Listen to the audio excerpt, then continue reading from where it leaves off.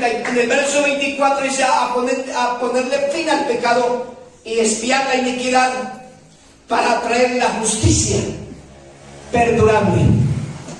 La justicia, por eso Pablo está diciendo: no me avergüenzo del evangelio, porque es poder de Dios para salvación a todo aquel que cree, al judío primeramente y también al griego, porque el evangelio es la justicia. Aquí se habla de una justicia perdurable, porque el evangelio es la justicia que se ha revelado a los hombres, es la justicia que se ha revelado a la iglesia.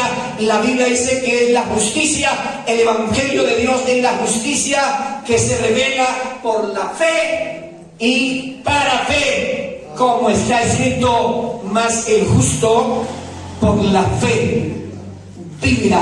Amén. Gloria a Dios. Entonces aquí habla de la justicia perdurable, o sea que tenemos el evangelio de Dios, porque el evangelio no es de los hombres, el evangelio es de Dios. Por eso la escritura dice que cuando Juan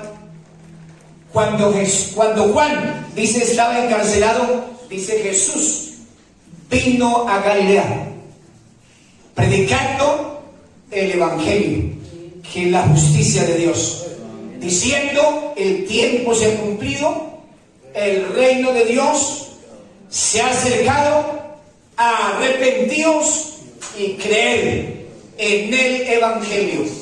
Esa es la palabra dicha por el mismo Señor cuando Él está proclamando este evangelio establecido en la tierra para que todos los hombres y todas las mujeres y todo aquel que quiera ser salvo acepte el evangelio, porque el evangelio es la justicia perdurable. El evangelio es el poder de Dios, con el fin de cambiarlo, con el fin de transformarlo, con el fin de hacerlo una nueva criatura, con el fin de hacer algo especial en el ser humano, y solamente se logra es a través del evangelio, porque tenemos que entender de que el evangelio no es una religión, porque la religión es algo que pasa. La religión jamás ha podido hacer nada por el hombre, pero el evangelio ha hecho algo sobrenatural en la vida de nosotros. El evangelio nos ha cambiado, el evangelio nos ha transformado, el evangelio es que ha quitado nuestros pecados, el evangelio es el que trae salvación y vida eterna a todo aquel que lo recibe. Para traer la justicia perdurable y sellar la visión y la profecía y ungir al santo de los santos. ¿Cuándo fue entonces el Señor ungido? El día en que aquella mujer que quebró un frasco de perfume de mucho precio, dice que este frasco de perfume fue derramado sobre sus cabellos o sobre su cabeza y sobre todo su cuerpo, y entonces el Señor fue ungido, porque aquí dice que para traer la profecía y ungir al santo de los santos. Esa profecía se cumplió el día en que aquella mujer pecadora entonces derramó un perfume de mucho precio y lo derramó sobre el Señor. Entonces se cumplía esta profecía. Dice en el verso 25: sabe pues y entiende que de la salida de la orden para restaurar y edificar a Jerusalén hasta el Mesías príncipe habrá 7 semanas, y 72 semanas se volverá a quitar, se volverá a edificar la plaza y el muro en tiempos angustiosos.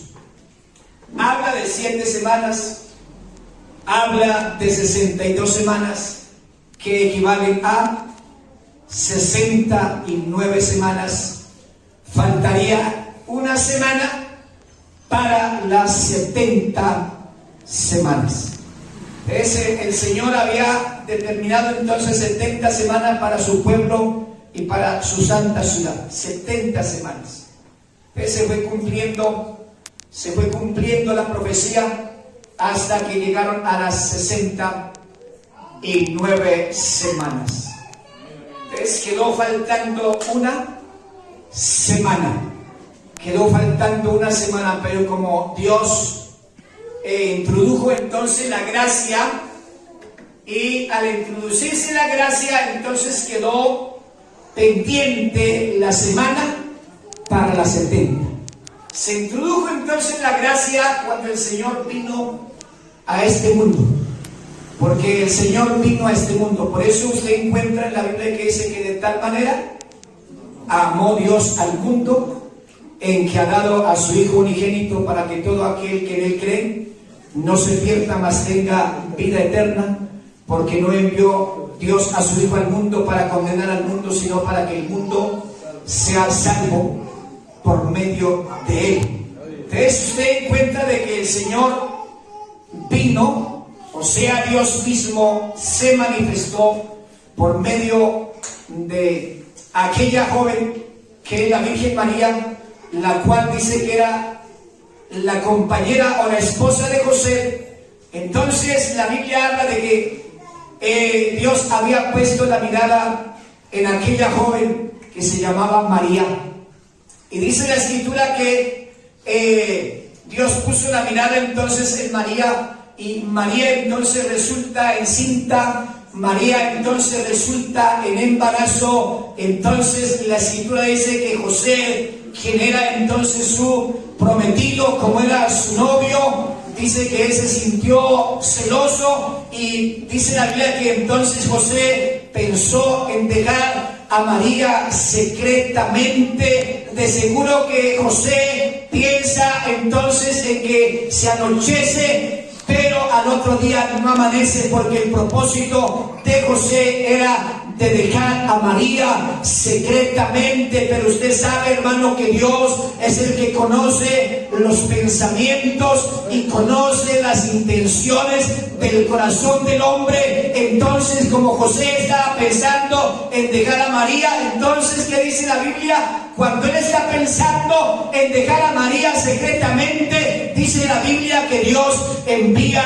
a un ángel, al ángel Gabriel, y le dice a José, porque José está acostado, José está durmiendo, pero en ese momento, cuando José está durmiendo, se le aparece el ángel y le dice a José: José, hijo de David, porque él venía de la descendencia de David, él venía de la línea de Abraham, de Isaac y de Jacob. Entonces le dice: José, hijo de David, no temas recibir a María tu mujer, porque lo que en ella es engendrado del Espíritu Santo es. Y dará a luz un hijo, y llamará su nombre Jesús. Es lo que nosotros invocamos siempre. Su nombre es Jesús.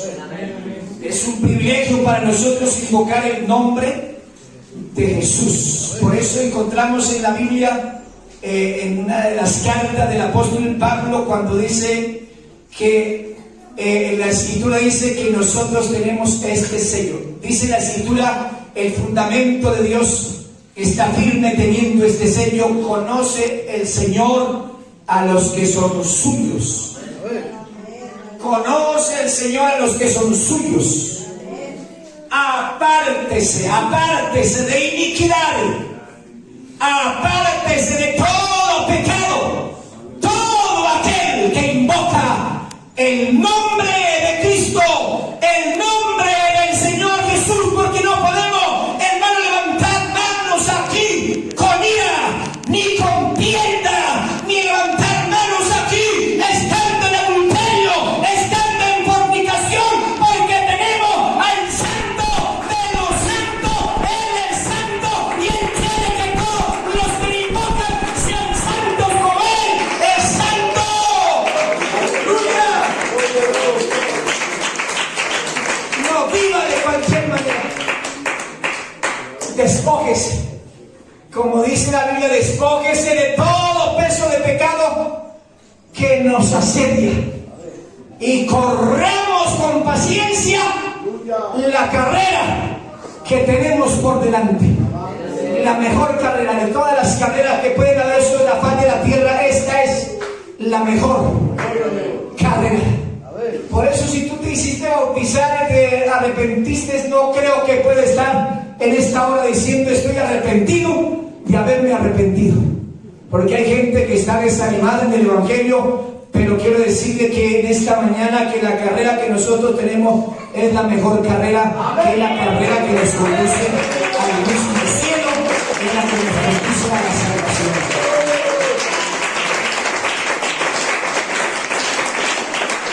Están determinadas 70 semanas para su pueblo. Entonces, han transcurrido 62 semanas. Han transcurrido 7 semanas para un número de 69 semanas y queda faltando una semana. O sea que entonces Dios introdujo la gracia, o sea, para que no corriera la última semana para cumplirse las 70, introdujo Dios la gracia. La gracia hace 2000 años.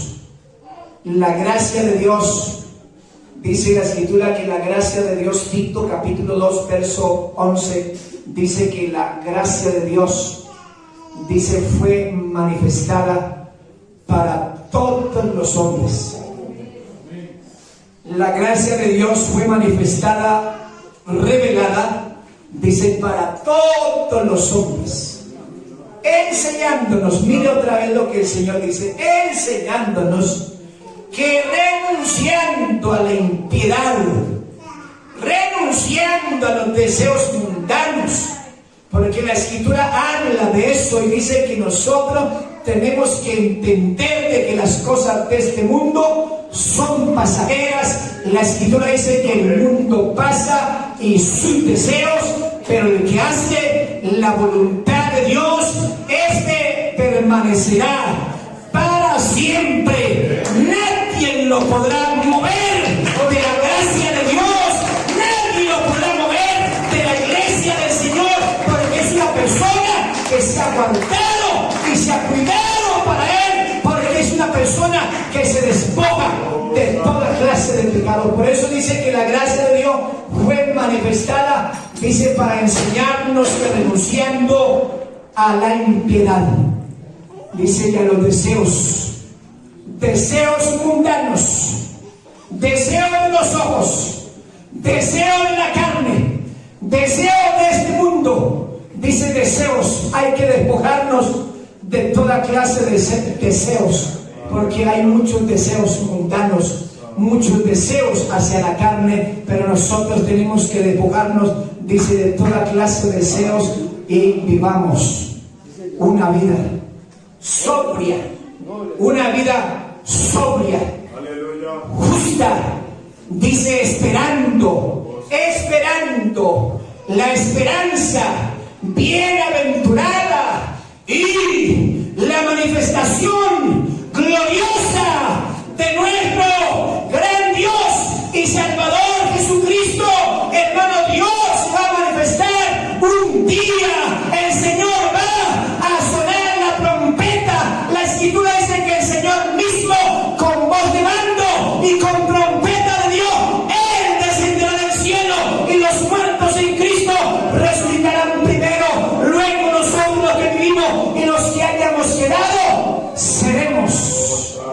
Prepárese, hermano, preparémonos para ese momento cuando le dicen que seremos arrebatados juntamente con ellos para recibir al Señor en el aire.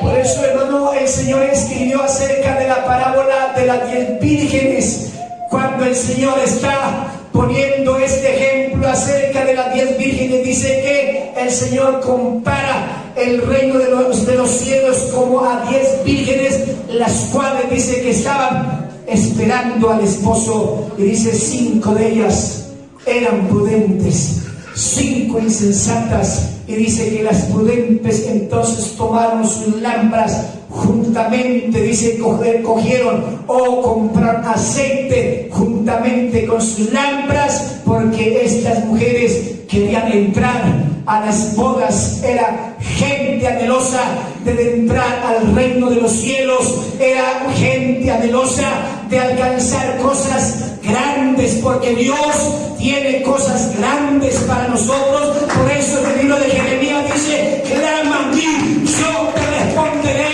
y te enseñaré cosas grandes y ocultas que usted y yo no conocemos, pero Dios tiene cosas especiales para dárnoslas a nosotros, pero nosotros no las alcanzamos porque hemos dejado la guardia, hemos bajado la guardia y ya no buscamos a Dios como lo buscábamos en el principio cuando nos convertimos al evangelio, que no queríamos perdernos un ayuno, no queríamos perdernos una vigilia, no queríamos perdernos un evento. ¿Por qué? Porque había un vivo anhelo de buscar la presencia de Dios, como dice el profeta Isaías, que hay que buscar a Dios mientras pueda ser hallado y llamarle en tanto que está cercano. Ese hermano, aquí está introducida la gracia de Dios. Se vino entonces la gracia, que es una bendición para nosotros. La gracia de Dios fue manifestada. Y la escritura habla de que hay abundancia de gracia. Usted, hermano, no aprovecha esa gracia. De pronto nosotros no aprovechamos esa gracia, pero hay abundancia de gracia. ¿Cómo se derrama esa gracia? La escritura dice que Dios derrama en nosotros de su gracia, según lo que narra en el libro de Romanos, el capítulo 5. La escritura nos habla de su gracia y de su Espíritu Santo, que es el que fue derramado el día en que se abrieron los cielos, allá en el día de Pentecostés. La escritura habla de que el día en que se llegó el día de Pentecostés, dice, todos estaban unánimes juntos. ¿Qué dice la escritura? Que hay que guardar la unidad en el vínculo de la paz. Un Señor, una fe, un bautismo. La escritura dice: mirad cuán bueno y cuán delicioso es habitar los hermanos juntos en armonía. Y está diciendo que es como el buen óleo, el cual desciende sobre la barba de Aarón. Él dice que es como el aceite que baja y dice y rocea todo el cuerpo de Hermón. Hermano, porque Dios tiene cosas especiales. Nosotros no podemos vivir aquí, hermano, guardando rencores entre nosotros. Rencores entre nosotros. Ninguna raíz de amargura.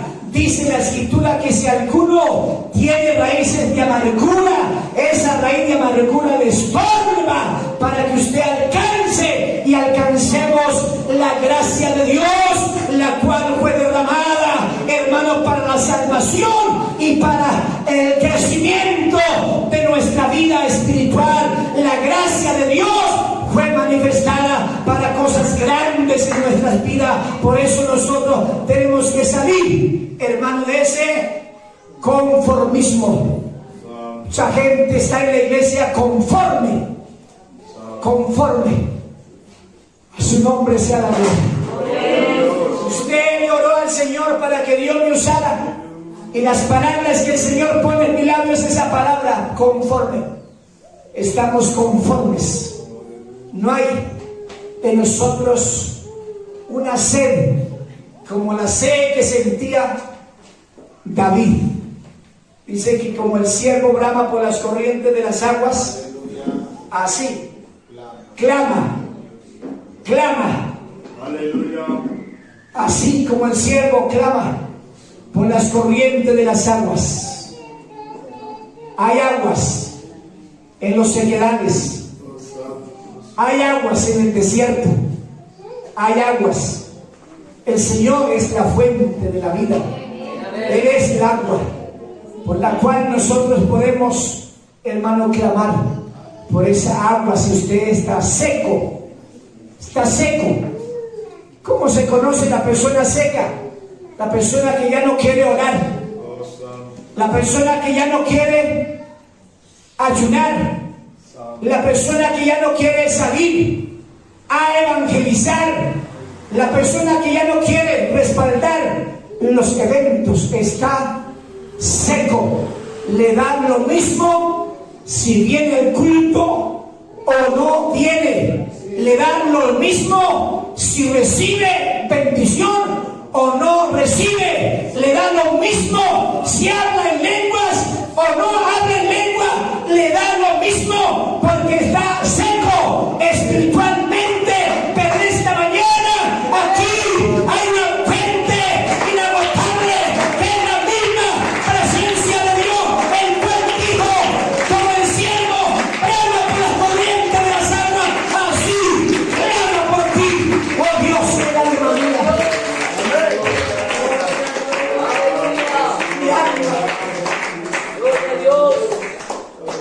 Tiene que entender que el salmista está diciendo: mi alma, es su alma la que tiene sed.